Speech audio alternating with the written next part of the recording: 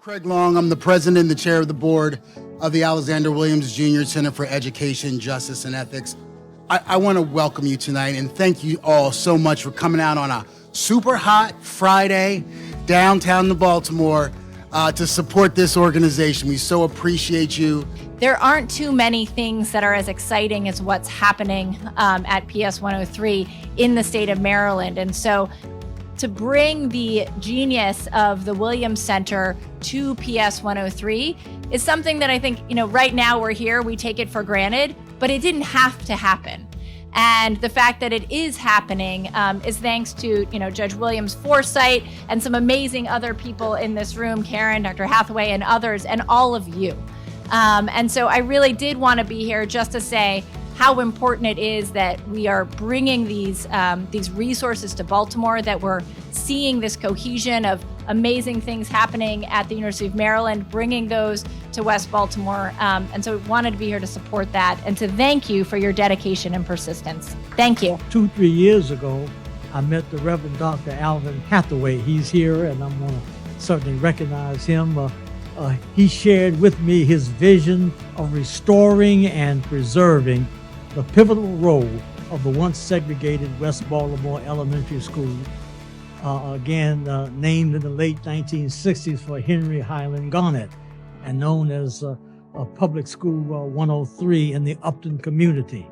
Dr. Hathaway, he's the reason that I'm here in Baltimore, and through his beloved Community Services Corps, he brought his vision, his energy, and his efforts to successfully renovate and restore and rename PS103 as the Justice Thurgood Marshall Amenity Center. Dr. Hathaway invited the Judge A.W. Center to have a presence in the building, and before Dr. Hathaway could finish speaking, I quickly accepted.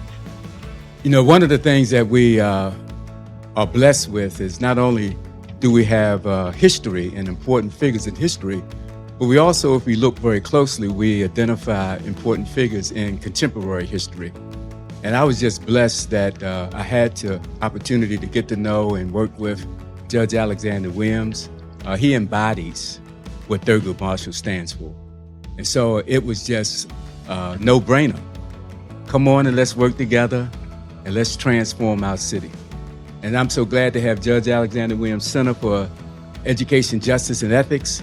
This is going to be the first time in the state where you will have University of Maryland College Park and University of Maryland Baltimore working together.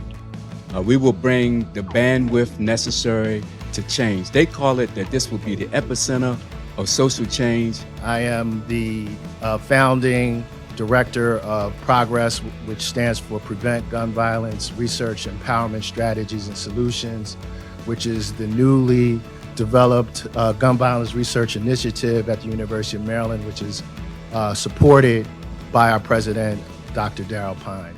One of the things I want to acknowledge, when I started my career, I started in Baltimore.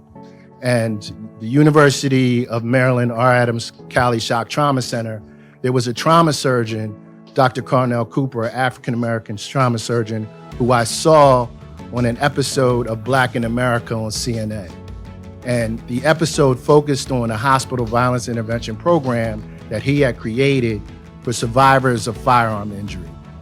And so I cold called Dr. Cooper, which I don't have a problem doing. And I told him I saw him on CNN the night before and if I could come and observe his shop.